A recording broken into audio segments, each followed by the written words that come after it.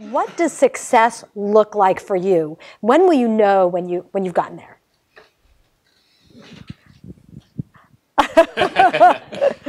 I would answer it a little bit differently. Like, I don't think the journey is so hard, to be honest, that you can't just be looking for one moment in time where you say, like, I've done it, I'm successful. I think a lot of CEOs will tell you, like, the moment they IPO, that's when they think they really feel it. And I think that's true. I think it's a great moment, but then it's done, and then, like, what's next?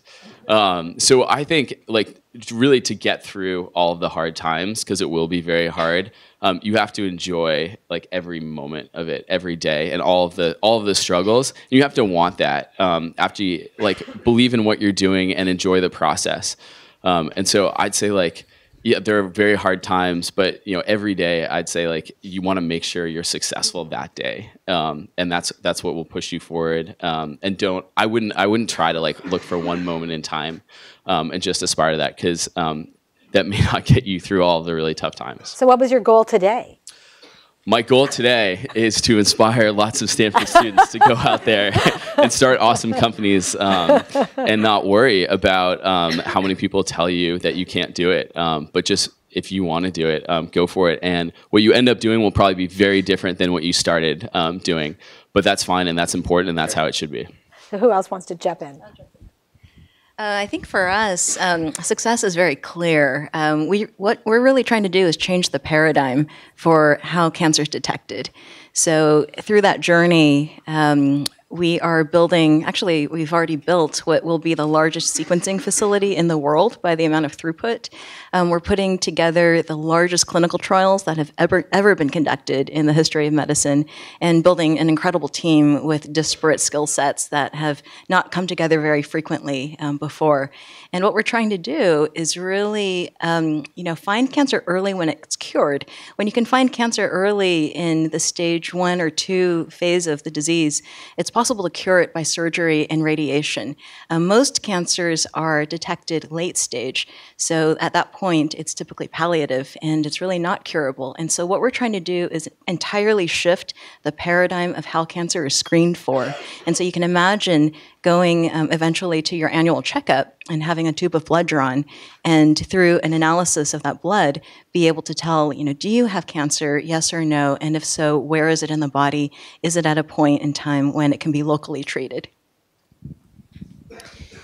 Yeah, so I would say at Opus 12, we seek to make CO2 great again. We define success bigly. We are going to build a company. It's going to be the greatest company ever seen. No, for me, the ultimate success is actually 10% reduction in greenhouse gases globally by 2030. That's kind of my big vision. I mean, clearly there's, like, smaller goals in between there. I mean, we need to prove out our technology. We have to de-risk it. We need to show that we can run stably for 1,000 hours, then 5,000 hours. We need to prove out the market. We have an initial market that we're going after, which is a smaller market where we're producing chemicals for small chemical manufacturers. And then we have our larger market where we want to produce cost-competitive CO2 neutral fuels. So we have many goals along the way, but what keeps me going and what I'm in this for is to make the ultimate impact of making a dent in the amount of CO2 that's in the atmosphere.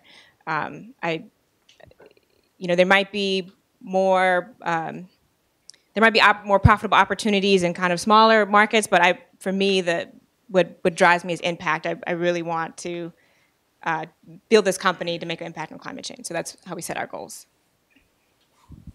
Yeah, for us, success, we hope, is already happening, which to us means better decision making. So for professional athletes, we are targeting being on the field and being able to practice as well off the field. So using virtual reality to potentially even do things like reduce injuries. So for us, being able to kind of replicate that sense of I can mentally practice in a similar way and not have to put my body at a physical risk to do so.